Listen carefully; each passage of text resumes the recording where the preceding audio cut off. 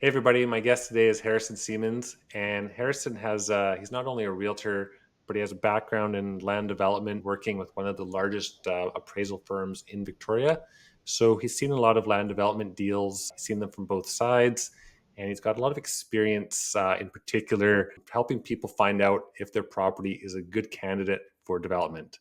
Thanks for being here today, Harrison. Yeah, thanks, Ira. I appreciate you having me. So we'll start off by thinking about, say you have a property on a busy corridor such as Mackenzie Avenue, and you're thinking about selling it. What are your options in terms of, finding out if you want to sell to a developer? How do you go about doing that? So I would start with looking at what's called the official community plan. So on Mackenzie there, you're within the district of Saanich. So, let's just use that example that we're within Saanich.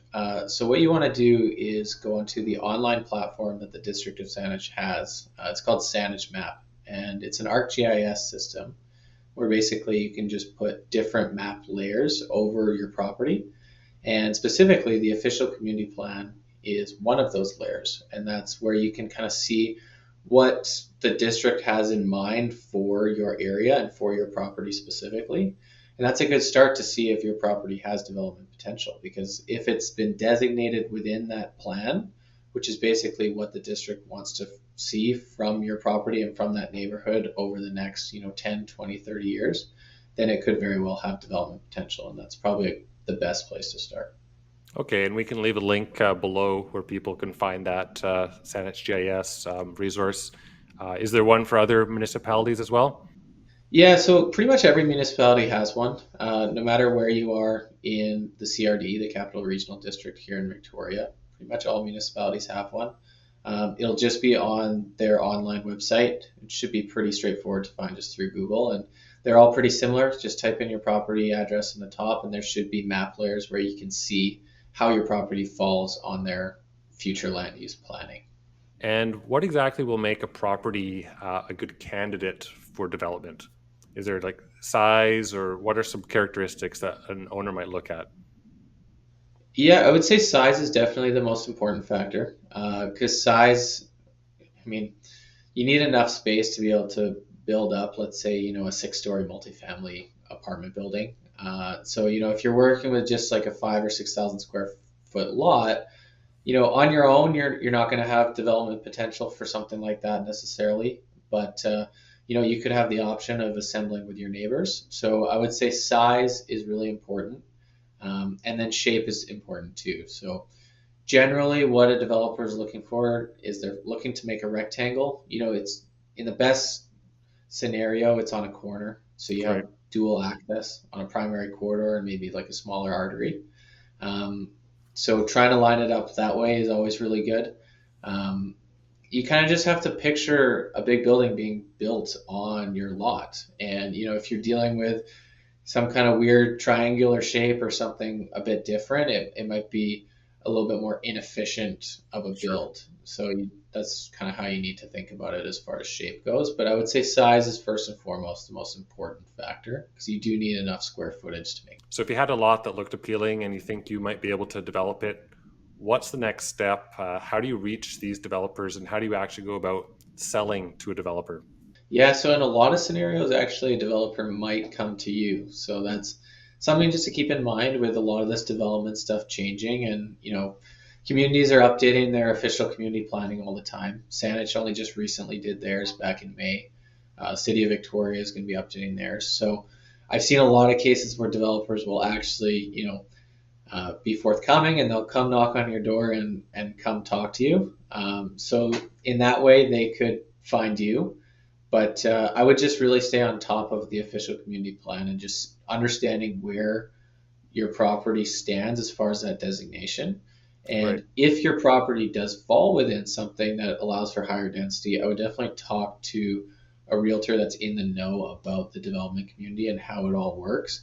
And you can kind of get an idea of, okay, what steps I need to take as far as maybe this has to be some sort of assembly. Maybe I have enough square footage on my property alone. And you can kind of answer some questions that way and then maybe send it over to developers through a realtor. Right. And would you bring in a realtor to represent you? Because certainly the developers, they're going to offer you a low number to start, and they're looking after their best interests first and foremost, right? Yeah, it's definitely encouraged to have some sort of representation of someone working on your behalf that knows the market and knows what similar development sites are selling for and should sell for. And usually, that does equate to a bit of a bump on your current market value, which we can get into. But yeah, it's something definitely to keep in mind, just because, if you think about it, for if somebody's knocking on your door wanting to buy your property, they're looking out for their own bottom line, and they're not looking out necessarily for your best interest. So it's really important to protect your best interest by hiring a realtor, having somebody working on your behalf to get you the top dollar for your property. And you mentioned neighboring properties. So would that be a land assembly? And if you wanted to go that route, how do you go about that? Do you just talk to your neighbors, or how do those usually form? I find a lot of times with these land assemblies, at least one party in them has a pretty good understanding and knowledge of what's going on with the municipality. Maybe they have some background in construction, or know a builder, or know a developer, or something like that, or even are in tune with the real estate market and know somebody in the planning department, something like that. So there's usually some conversations, I find a lot of cases already happening. But if there's not, it's definitely worth having the conversation with your neighbor. And then, even just to learn a little bit more about what the designation means, sitting down and talking to, a realtor like one of us here, and getting a really good understanding of what it means for your property value and how things maybe are changing in the neighborhood, just so you're in tune with what's going on and there's not going to be any surprises down the road, and you're fully involved in the whole process. And what kind of premium do you think someone could get on a property versus selling it, traditional resale, put it on MLS and sell it as a, traditional residential property versus going this route and trying to be trying to sell to a developer? Usually there's a pretty nice bump on current market value, but it definitely does depend on how much density can be built on your property. So there's a lot of different scenarios and cases out there where, let's say you're designated within the official community plan for some medium density designation, you and your neighbors. That would be slightly less of a return compared to a high density property or Mhm. designated property where you can build up so much more. Let's say you can build upwards of 12 stories compared to 6. And that's because the developer can pay more for the land because they're going to be generating more revenue from the build. Right. So you do need to think of it in that point of view. Um, so even though your property is designated, there is different levels to it, and that's going to really determine your return. Yeah. Can you give some examples of maybe like real world numbers that someone might have gotten, just so people have a ballpark figure to work with? Yeah, I mean, there's definitely cases out there in Greater Victoria that are happening right now where people are making, upwards of a few $100,000 on, their, let's say, quote unquote, current market value of, what their property would sell for on the open market. If, you hired a realtor as normal, put a sign out front. Right. I've definitely seen cases where, in an assembly, they sell for quite a lot more. Um, Now, there are some little tidbits with that, and that includes the fact that a lot of times a developer is going to want it to be subject to a rezoning. Right. So that's really important to keep in mind. And basically, how that works is in a municipality like Saanich, just because it's listed in the official community plan doesn't mean that the property is zoned for this future density. Okay. Unfortunately, it still has to go through the process of rezoning because as of current, it's just single family residential, and it Right. needs to be rezoned to whatever multifamily project that's being proposed there. So that does take time. In some municipalities, you're looking at closer to 12 months. In others, you could be, 24 months, so about 2 years. So, there's a great return on your property value, but in a lot of cases, it can take quite a bit of time, strictly because of that subject to rezoning, which is pretty common. So for 2 years, potentially your property could be tied up, and you wouldn't be able to sell it or do anything else with it in that time. Yeah, basically the only thing you can't do in that time is you can't sell it. if you had tenants in there or something like that and you're renting it out and you're generating rental income, you can keep that going. I mean, it's still your ownership. You still own it. It's just a long condition removal period. So the only thing that you wouldn't be able to do, as you say, because you're tied up, is you wouldn't be able to sell it. So I know that doesn't necessarily work for everybody because life changes, stuff happens, people need to move. But that is something just to keep in mind when you start this process. Is there's a great return for it, but it does take time, and you are committed to that deal. Yeah. So the biggest risk then really would be opportunity cost lost, in that time. So perhaps the market increases and, you know, then it falls again and then the developer backs out at the last second. Um, would you get a deposit or anything to compensate you?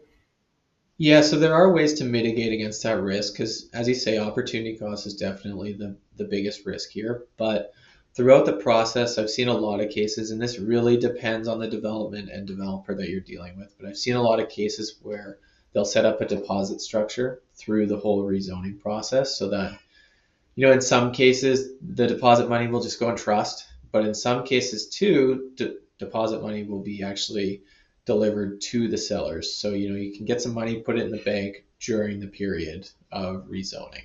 And that's why you would probably need someone with experience to negotiate on your behalf who knew about the deposit structure because that's, as a residential realtor, we don't really do, non-refundable deposits in Victoria generally. Yeah, it's a lot different than regularly selling your home. So definitely having somebody in your corner that knows all the ins and outs of it will make a big difference. It goes a lot more than just the price. There's a lot of moving parts with something like this. So working with somebody that has the experience that can, work in your corner and really help you out is definitely important for something like this. You mentioned up to 2 years for rezoning. Where do you think the fastest rezoning applications are going through now? Like, what's the easiest part of Victoria to develop? Right now, it's definitely Langford, and we've seen that, over the last probably 5, 10 years since it really started taking off, and Right. there's so many new projects going on there. So Langford does things a little different. They have designated a large portion of their land area. They call it a city center within their official community plan, and um, it's quite easy to rezone within this city center, all things considered, compared to a lot of other communities. So I would say Langford is definitely one of the quicker ones, whereas the district of Saanich is notoriously known for being on the slower end, but from what I'm hearing, it sounds like things are going to pick up, at least from their planning department and everything in between. So there's definitely some pressure from the provincial government on, Right. maybe let's say slower municipalities to really speed things up and get the rezoning process going. So, um, yeah. What about Oak Bay? Like you mentioned, Saanich being slow, and we know that Oak Bay hasn't really hit any of their housing targets or hasn't even come close to hitting them. So, do you think if you're a property owner in Oak Bay, you should pursue some of these opportunities? Yeah, Oak Bay is a little bit tougher just because, we have a pretty big resistance from the, neighborhood as a whole and the Sure. owners within the neighborhood. Yeah. Whereas, parts of Saanich, at the very least, Saanich is pretty open to change, whereas Oak Bay is not necessarily really ready for it. Maybe on some primary corridors, like, you can see like the abstract development building on the corner of Bowker there and Cadbro Mhm. Bay Road. So I know that process took a significant amount of time back when they were rezoning that one Right. to be built. But yeah, I mean, there's also Oak Bay is also pretty small geographically. There's not too many, big primary corridors like you see in Saanich.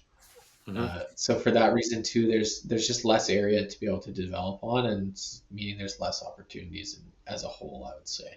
Do you think that when you look at development opportunities, that the infrastructure of the roads plays a factor? Because we've heard about all these like pushes for more housing, but from what I've heard, that Oak Bay is operating on like 100-year-old sewer infrastructure and things like that.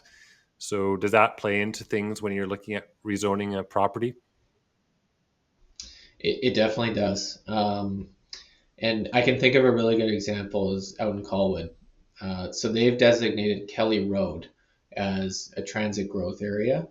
Unfortunately, with Kelly Road, is it's still on septic there, Mm. so it makes the development really challenging. So essentially, even though the official community plan has designated that street for more density in the future, you can't really do anything yet until Colwood puts in sewer lines, because I think at that point you'd be grabbing sewer from, I guess, kind of where like the West Shore Town Center is from over Yep. in Langford, because it's right on the border, and then directing it through that way.